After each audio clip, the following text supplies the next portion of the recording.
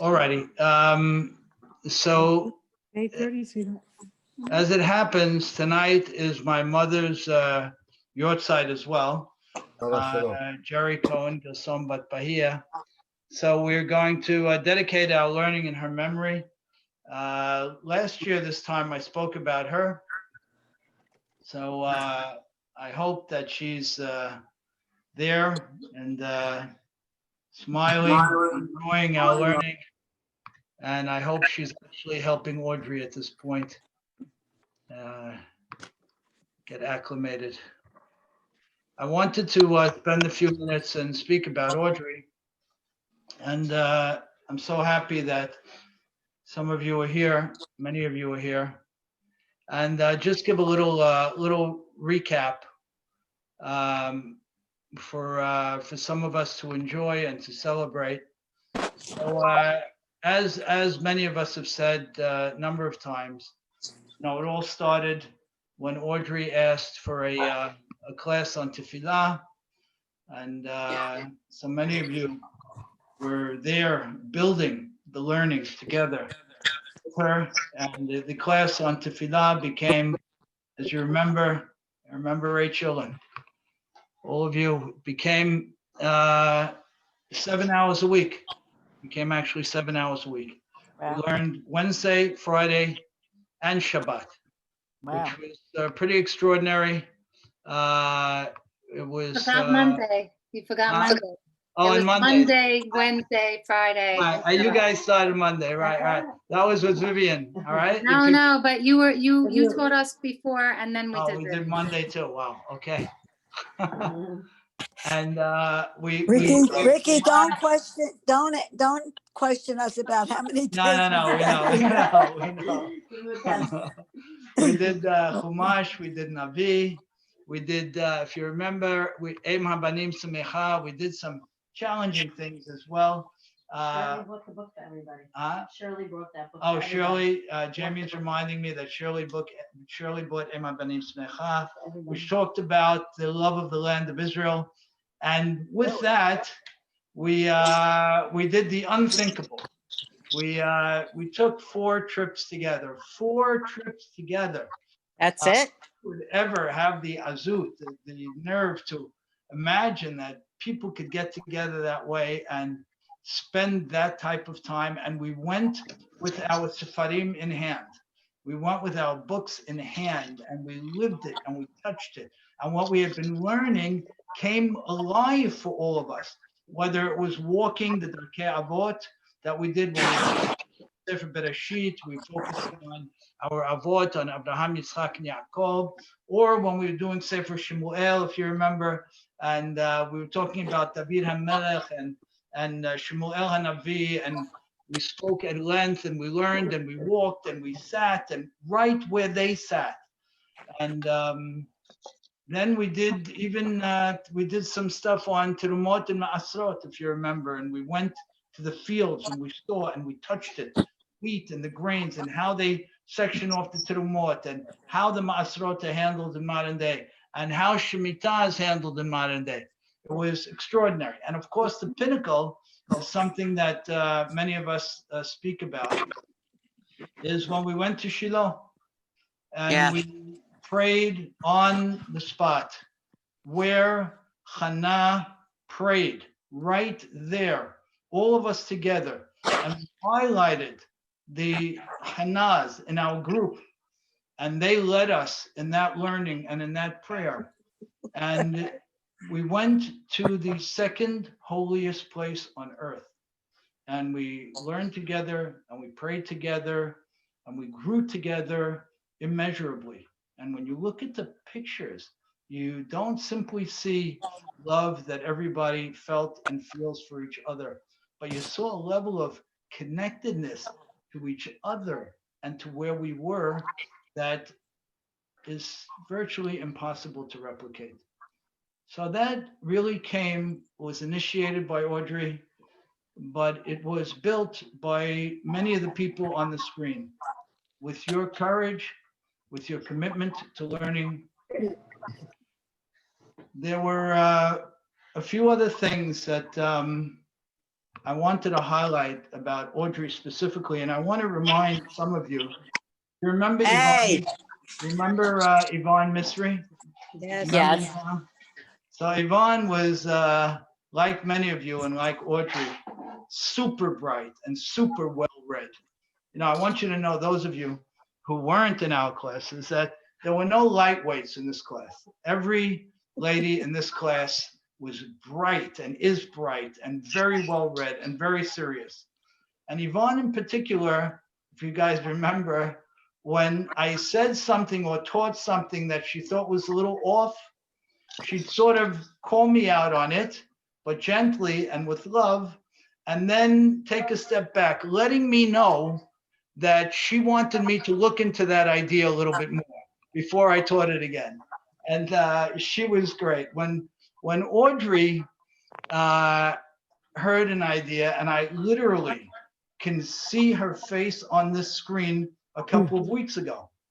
When she heard an idea that she liked, she would give me her beautiful knowing smile, her approving smile, and I literally can tell you, I saw it on this screen a couple of weeks ago, that beautiful smile. Wow. I asked Rabbi Tendler many years ago, Rabbi Moshe Tendler, one of the giants of Ashkenazic Jewry and scholarship of the 20th century. I asked him, why is it he teaches? And he told me that it's like a mother caring for her children. There's nothing that defines him more than caring for his own children, but teaching. I asked Cham Yosef Raful a few months ago. I saw him in Sharet Zion, and this man is a giant today. He has thousands of students in the Ateret schools. I know him from the early days, and we stayed friendly. And I asked him, I said, Chacham, what about that class you teach here in Sharet Zion? He was teaching it for 50 years. And I know that, like Rav Moshe Tendler, he built an empire, but in his roots, he's a teacher. And he told me something that I didn't understand until a few days ago. And it relates directly to Audrey and our pain. He told me that most of his students were in Har HaMenuchot. I thought he was like kidding around, that most of his students had passed away. And I looked at him and I saw a deep felt sadness. And I didn't understand it, because I said, oh, in my mind, I said, so you went from 20 students to 2,000. And I didn't understand it. And I asked him again, and he said, yes, most of my students are in Har HaMenuchot. And I didn't understand it. And then I realized something a few days ago. I felt it when Yvonne passed away, and I feel it very acutely now. And that is, when a student passes away, a piece of the teacher dies with that student. Because a teacher lives to teach, when a student passes away, a piece of the teacher is gone, can't be retrieved or reclaimed. And it makes complete sense. Because when we learn together, and many of us remember, you don't form friendships. You form something called Yedidei Nefesh. You become connected by your neshamot, by your souls, not by simply by your common interests, but you become soul connected. And if you become soul connected, and the connection is literally an eternal one, something that you can't express and you certainly can't replicate, that at the point when that soul connection is distanced, it's incredibly painful. And I think for those of us who not only had the great blessing of being Audrey's friends, but were her partners in learning and growth, I think our pain is most acute because we have lost a piece of our neshamot, and that can't be replaced. I want to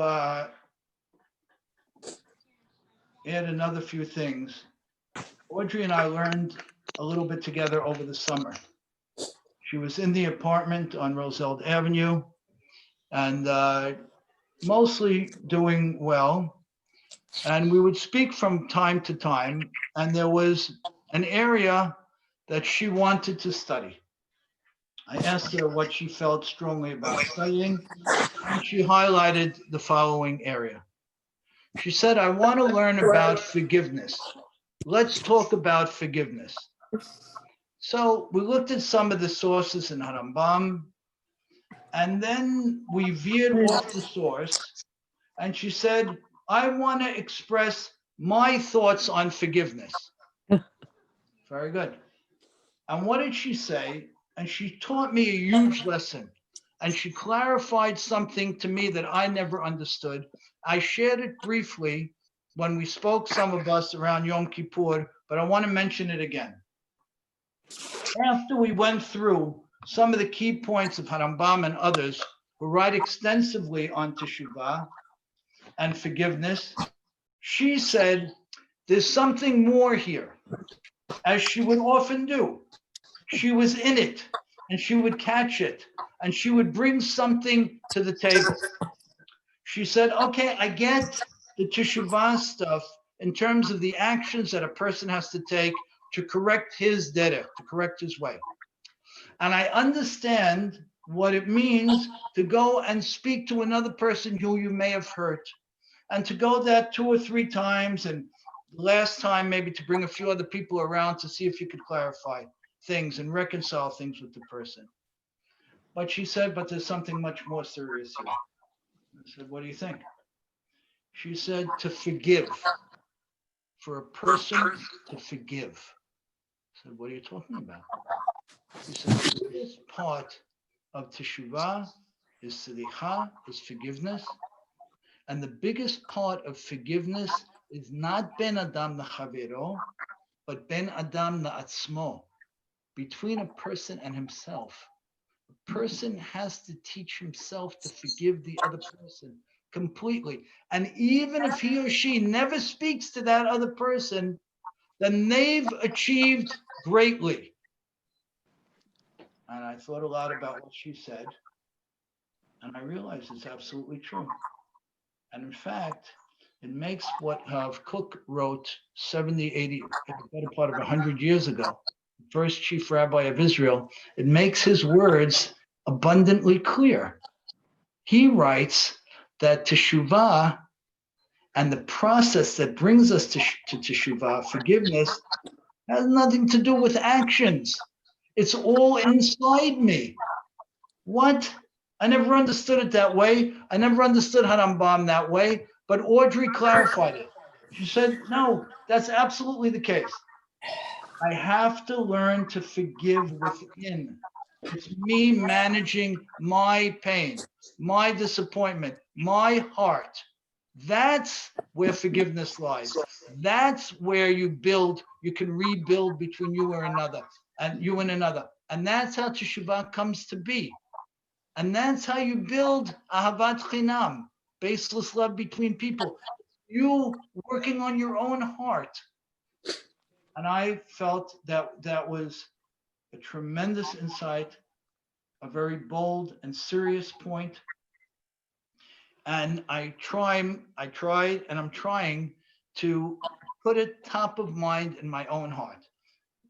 If there's an issue with another person, maybe it'll get resolved. Maybe it'll never get resolved in terms of the interaction of the two of us. But it's purely secondary. The primary issue is what's going on in my heart. Have I built myself to a point where I've forgiven that person? If I've done that, then we're there, 90% of the way there. The other is just cosmetic. It's just surface. The hard work is between me and me. And that's something that Audrey taught me, one of the many things. And I have endless gratitude for that. I want to share a few more thoughts, and then we'll begin the class formally. There are a number of psukim in Shir Shirim, in Eshet Hayil, that we say every Friday night, calling out the beauty of our wives and what they've given us and how they've built our homes and our children. And I want to call out 3 of those Pisukim as I see them exemplified by Audrey. The first one is Oz v'hadar levusha v'tishak liyom acharon. Oz meaning courage, boldness is what she wore. Oz v'hadar, and glamour and glory and elegance is what she wore. And she did it because she was an intellectual powerhouse and a serious person. And when you sat with her, you saw it. She wasn't afraid to learn, and she wasn't afraid to express what she learned. Oz v'hadar levusha. Where does the oz come from?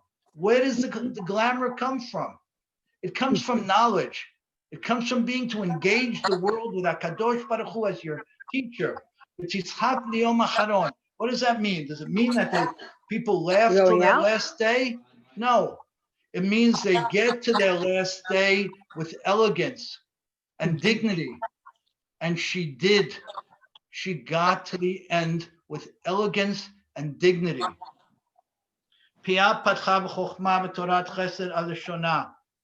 She opens her mouth with chokhmah. Many of us who have learned together remember what the definition of chokhmah is.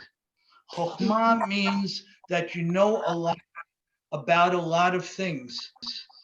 And you can take your knowledge from all of those areas and blend it together to give an opinion, to share an insight. Why is a chacham the revered person? He's not a mumche, or she, not a specialist. A chacham is a generalist with a lot of knowledge in a lot of areas. Audrey was a chacham. There's no doubt. All of us who studied with her would agree with that. Pia patcha b'chokhmah. She opened her mouth with wisdom, not because she was prepping for a class, because she owned it, like so many of you do. You built it together with her, all of you. She owned it. It was natural. We spoke, and Diane and I talked about it afterwards. We spoke briefly, Audrey and I, about the forward that she'll have in her Siddur. I'm not going to discuss it tonight because it's special to that Siddur. But the 2 or 3 pages of notes that she just casually dictated at a point when her strength was already diminishing were beautiful, magnificent, insightful, life-building. That's what we want.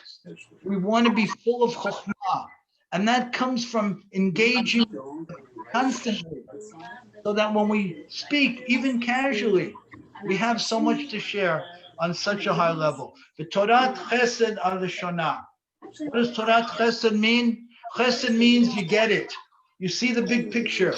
You see how things connect in the world. You're not running after one point or another. You're not judging one thing to the exclusion of another. Torah Chesed, a full world view of Chesed, al Shonah. It's true, she had it. And I believe it all came from her love of God and her love of knowledge. And finally, Rabot Banot Asuchayil Va'at Alit Al Kulana. Many people have done beautiful things and are outstanding, but you are truly outstanding. And I think those of us who had the great beracha to be in Audrey's life, I think all of us were her teachers and students. In that respect, for all of us, a piece of us has died. It's true. I'm not ashamed or afraid to say that. I want to acknowledge that. This is an irreparable loss. I think all of us need to emulate the things that she built her life for that were definitely not easy. And that's the way you express your love for another person. And that's the way you express your gratitude for having that person in your life, by becoming more like them, by calling out their core attributes and chasing them, Pia patcha b'chokhmah, b'torat chesed ad shona. Let's do it. Let's do it. So I want to say that our lives will not be the same. None of us. We know that. We loved her very much, all of us. We shared immeasurably with her. We're going to hold on to that forever. And no less important, we're going to build with it so that everything she gave us is growing and vibrant and becomes greater through us. And it's not just nice words. It's something that canon should be. Her beautiful children. I don't know how many of you saw the Levaya, but what beautiful children she built. What beautiful children. Their words were of the most beautiful I've ever heard. Children speak about their parents. Young people, and they get it. And you could see they're their mother's children. And Sari, God bless you. Your words were beautiful. We wish you strength. We have great respect and love and regard for you. And we know you have a lot on your shoulders right now with mom and a lot going on. And we're there for you. And we'll be there with you every step that we can. I wanted to spend some time tonight on a few of the important messages of Hanukah. We're going to go a little bit through a bunch of things here. I want you to interrupt and challenge whenever. I love the idea that the last classes have been interactive with the Zoom, and I really encourage that. You know, we love that. We always learn that way. So I want to talk about the Hanukah gifts. And in order to get there, we're gonna take a bunch of steps, and we're gonna do some very interesting halakha together. So stay with me on it, challenge it, and let's grow. In the Shirat Hayam, the Az Yashir that we say every day, at one point it says, Oziv zimnatya, vayhili lishua, ze keli va'anveo, Elohei aviv va'arom mimenu. It says that HaKadosh Baruch Hu showed us great strength and gave us Yeshua, gave us salvation. We know there's a huge difference between Ezra and Yeshua.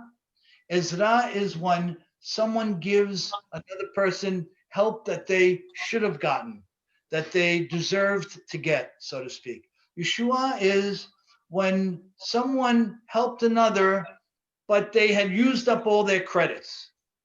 So when HaKadosh Baruch Hu says that he gives us his Yeshua, it means we've used up the credits and God is coming to our help. The term Ze Keli Va'anveo is interpreted by our rabbis in a very interesting way. The Ze Keli, this is my God, and I want to beautify him. I want to make my relationship with him, my interaction with him, more beautiful. And our rabbis say, okay, so how do you do that? The most obvious, as we know, is intangible elements. So you have a sukkah, you have a lulav, you have a shofar, you have a tzitzit, you have Sefer Torah. Our rabbis say that in order to bring beauty to those mitzvot, spend up to 1/3 more than the market price. In other words, it's lulav or an etrog time of year, it's Sukkot, or it's the time to build a sukkah.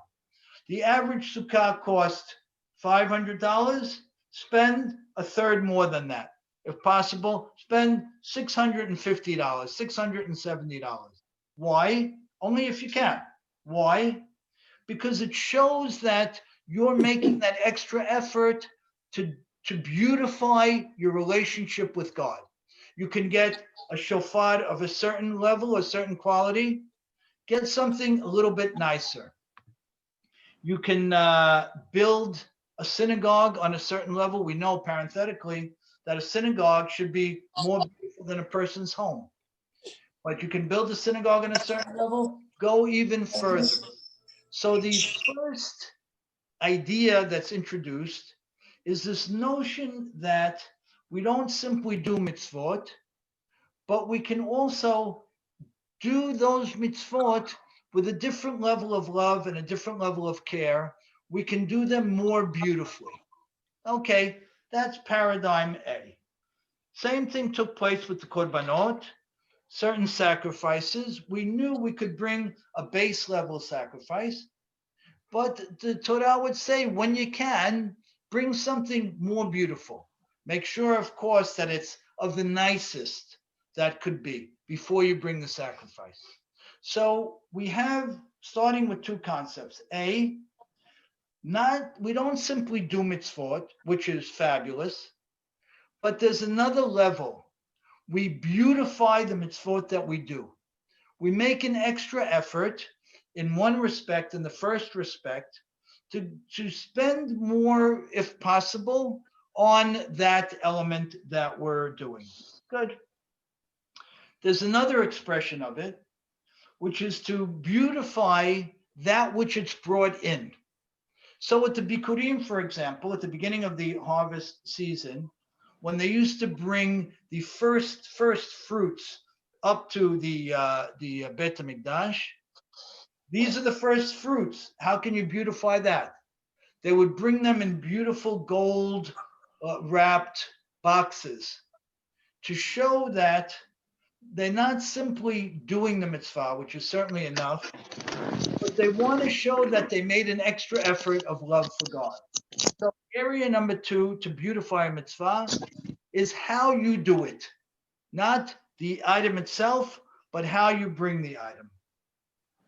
There's another interesting opportunity, and that is that you beautify the mitzvah in a way that will never be noticed.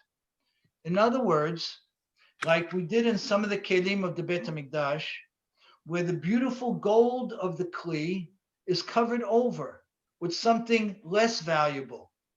And the inside, the hidden part, is more valuable than the noticeable part. The rabbis say that's another beautiful way to glorify God's name and to express our love. What do? Do the mitzvah with another level of effort that won't be seen, that won't be noticed. Good. God obviously notices it. And then our rabbis go further and they say a fascinating thing. They say that the beautifying a mitzvah can be done in the ramp up to the mitzvah. What does that mean? Very interesting. So we know we have to eat matzah on Leil HaSeder. What do the rabbis say? Don't eat matzah all day, so that when you finally get to Leil HaSeder, to the night of the Seder, and you're eating matzah, you're going to enjoy it more, so to speak, right? Mm-hmm. Possible. You're going to enjoy it more. So look at that. So it's not in buying a nicer matzah. If you could do that, great. It's not in covering it in a more beautiful cover. If you could do that, great. It's even more than that. It's holding off from eating anything like it the day before, the day of, so that when you get to it, you have a greater appreciation for it. Hidur mitzvah. So I want to just wrap it together quickly now. Let's start at the top. We're obligated to do mitzvot. Why? So that we grow and engage HaKadosh Baruch Hu more and enjoy this fabulous life more, closer to Him, seeing more, living more, enjoying more, delving deeper. But our rabbis go further. 1 second. Zeh kelim va'anvehu. You can add a little something. You can extend yourself. Do it. You can put it in a more beautiful package the way you would do expressing a gift to a loved person, to a friend. Do it. Wrap it more beautifully. You can express your greater commitment to HaKadosh Baruch Hu and beautify the mitzvah, even in a hidden way, where no one's going to know about it but you. It's all about your commitment to it anyway. Do it. You can prep yourself by holding off on something, the time period before you do this mitzvah, so that you personally walk into the mitzvah more excited, like you might do for the matzot on Leil HaSeder, or whatever it might be. To prepare yourself, to think about it, to hold back on things in order to do the mitzvah with more love and more enthusiasm. Grand slam. It's such a beautiful concept. And then our rabbis go further. They say that 1 second, Hidur mitzvah sometimes will enable a person to be Mechalel Shabbat. What do you mean? What are you talking about?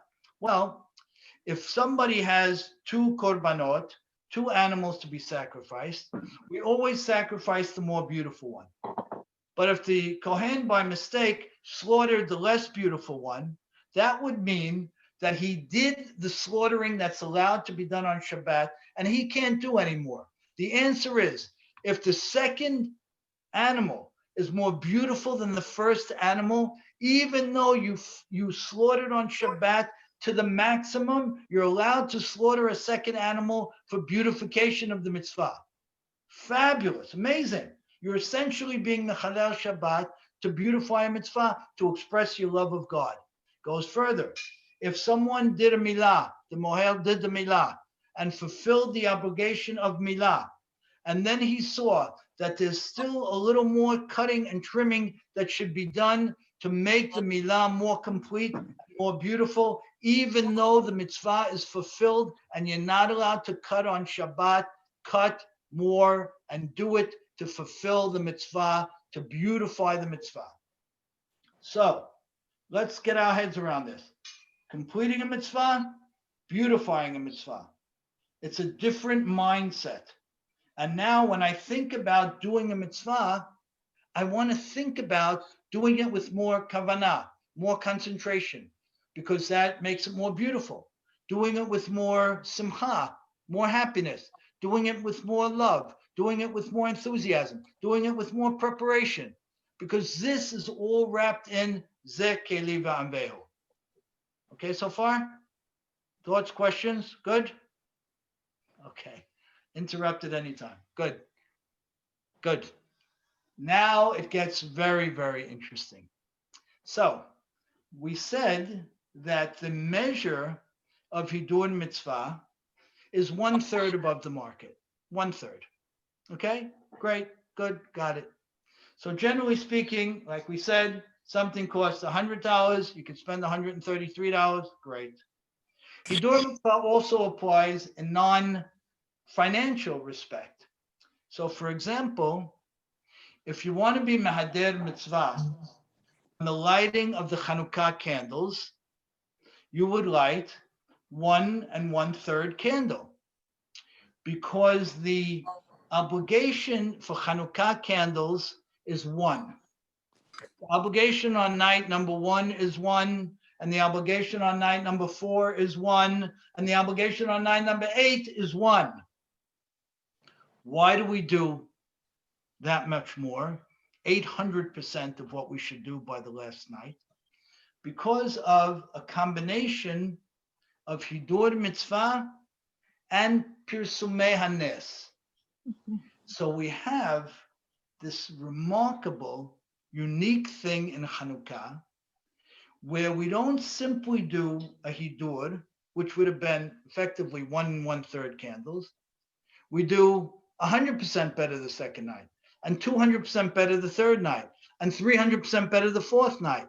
And again, lo aleinu, if anyone can only afford to do 1 candle, they do 1 candle and they fulfill the mitzvah completely, or 1 base of oil. But it gets even more interesting with Hanukah, and the lessons are fabulous. With Hanukah, it goes like this. Well, let's go back. Generally speaking, as many of us have learned together, you do the beracha before you do the mitzvah. right? Many of us have learned this together. Beracha before you do the mitzvah. We have some have different minhag for the Shabbat candles. Some people in our community have a different minhag. We light the candles first. We know that in a mitzvah, certain mitzvot, we do it during the time period of the mitzvah, like washing hands in the morning. Because of the tum'ah, the impurities that are on our hands, we don't say the beracha before, we say it during. But we have a fascinating halacha when it comes to the candle for Hanukah.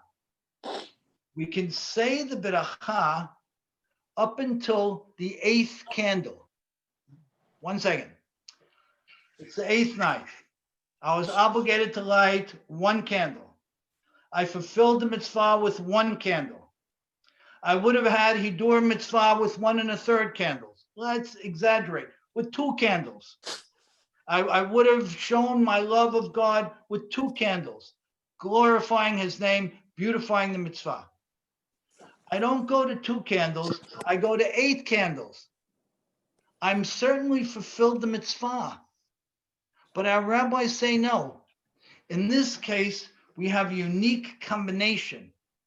We have Hidur mitzvah, beautifying the mitzvah, plus Persumei Nisa, shouting about the miracle.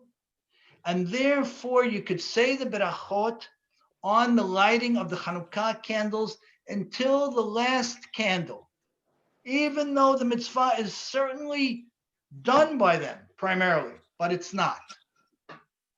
Okay? So, headline. There's a new game in town. The new game is, I think about beautifying the mitzvah, enriching my feeling in my approach to the mitzvah, more concentration, more effort, more happiness, all of the above, because that stands independently than fulfilling the mitzvah by itself.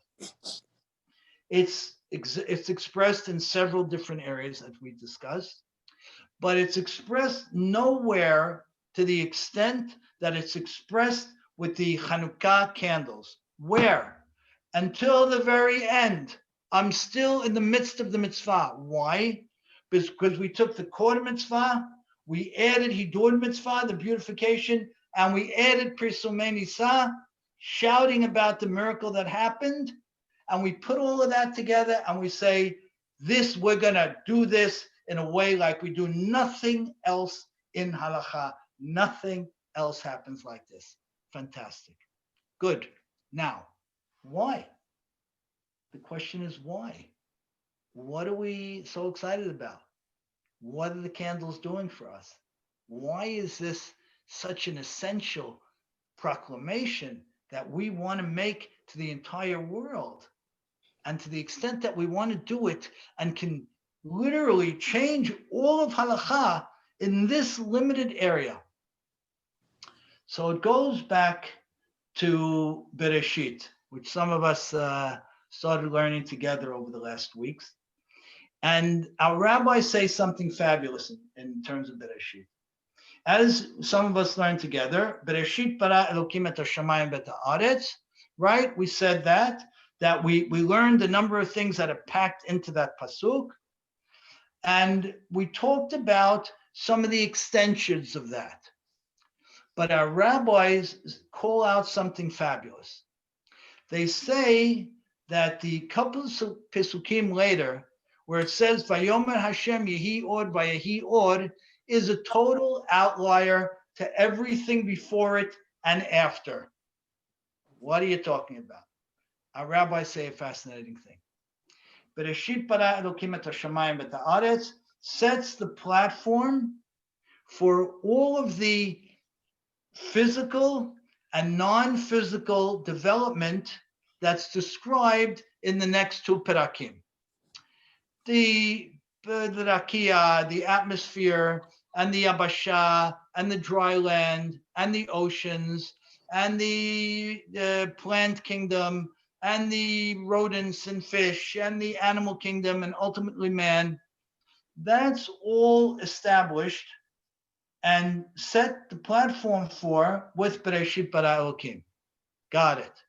But then our rabbis say, When HaKadosh Baruch Hu said, Vayomer Hashem Yehi Or, Vayhi Or, that's something altogether different, having nothing to do with what was stated before and after. It's a giant statement. What do they base it on? That we couldn't have been talking about physical light because we have the lights of the me'orot, of the sun and moon, a couple of days later. So we certainly weren't talking about physical light. We weren't talking about anything that had to do with the evolving process that was described. So what are we talking about? We're talking about or. Okay, what does that mean? We're talking about light. What does that mean? So now we go back to the drishot that some of us talked about, the opportunity and the obligation to be doresh, because you can't go by the pshat of the pasuk, by the simple outlay of the pasuk. You have to delve deeper and wider. What is the Dirisha here? Our rabbis say that man in the beginning had the opportunity to see be'aspakleria, our rabbis say, meaning to see everything in the world from one end to the other, meaning to understand all of what was in creation, meaning that the or, the light that HaKadosh Baruch Hu created had nothing to do with the physical light. It was this extraordinary intellectual opportunity that man had at that time to see everything, to know everything, to understand everything. And then what do our rabbis say? That there was a tzimtzum, there was a constriction, there was an ingathering of yeda, of knowledge. Why? And here's the great piece. Here's the exciting piece. Why was there an ingathering of knowledge? So that man would then have to work to explore and discover it on his own, step by step. What are you talking about? And how does this have to do with what we're talking about with Hanukah? Okay, headline part 2. Vayhi Or, this thing called light that HaKadosh Baruch Hu creates early on, had nothing to do with physical light. It has everything to do with intellectual knowledge and know-how and understanding. Adam HaRishon had it. It was then pulled back. Why? Because it became clear, Kivyahol, that the way for us to get it would be to work hard, to discover it, to break our heads, to toil through it, to go through the books, to struggle until we know it. So how does that work? Now we have Hanukah. What were the Yevanim attempting to do, and where did we succeed? They were attempting to shut down this Jewish development, this Jewish intellectual development. What we celebrate is the opportunity to keep Torah alive through what? Torah shebe'al peh, the oral law, which is essentially us. It's what we're doing now. It's taking ideas from 6 different rabbis, or 10 or 30, coupling it with what we learned, what we understand, what we're trying to figure out, and presenting it and sharing it. That's Torah shebe'al peh. That's the eternal victory of Hanukah. That's the light. That's our oxygen. So when we say that the candles of Hanukah are of the most important, as Harambam writes, there's virtually no more important mitzvah than the candles of Hanukah. What are you talking about? What he's talking about is this hidur mitzvah, this beautifying of the mitzvah, this proclamation of the miracle, which is supposed to remind us and everybody else, but primarily us, that what is our greatest gift from God? It's the or. It's the opportunity to delve in, to look at a pasuk, you and me and her and him, each of us separately and together, and suggest our own understanding and our own interpretation, and then take what Rabbi A said and Tana B and Gaon C and put it together and extract A from him and B from him and C from her.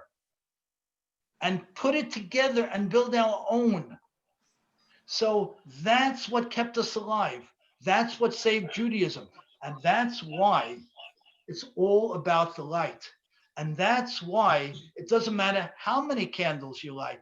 You're still in the midst of the most important mitzvah that we have, which is reminding ourselves and the world that our light, that our oxygen, that the person we're dedicating this class to, hers as well, was Torah knowledge, but it's not stagnant knowledge.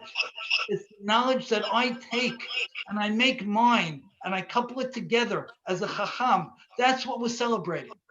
Our rabbis say that when you have a difficult thing that you have to figure out, do it in the month of Kislev. Do it this month. Why? Because the constellations in the heavens line up to enhance our intellectual capacity. Because this is the month that shouts the triumph of Torah Shebe'al Peh, of man's engagement with God to further Torah understanding. Not Torah Shebechtav. Torah Shebechtav is God's. Torah Shebe'al Peh is ours.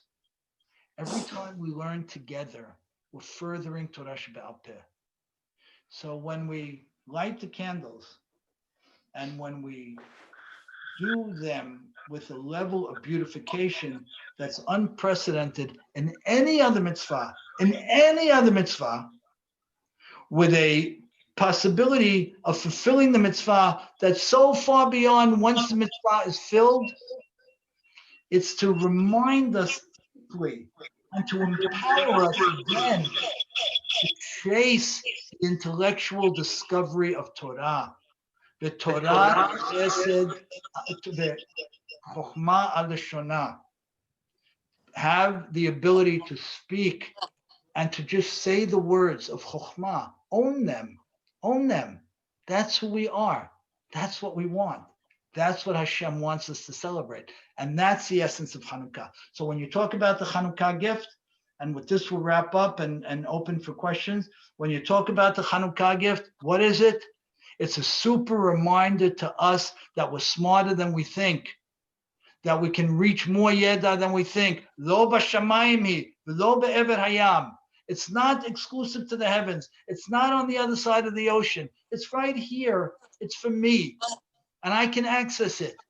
And we take the month of Kislev, where this notion, this energy of great intellectual light is more pronounced, and we make commitments to delve deeper, to push harder, to understand more, to make it more shagur befinu, to make it more on our lips so that we can say it easily and comfortably, like many of the people in this class do. So I believe that, to pull the pieces all together, I believe that our dearest Audrey lived this. I believe she sacrificed for it. I believe she immeasurably enriched our lives with it. I believe that HaKadosh Baruch Hu wants this for all of us. There's no coincidences. Things never happen by coincidence. Timing is never a coincidence. I think this message is one of joy and empowerment and uplifting. So let's look at the lights. Let's look at the candles. Let's think more in general about beautifying all the mitzvot that we do, because it's a great way to live.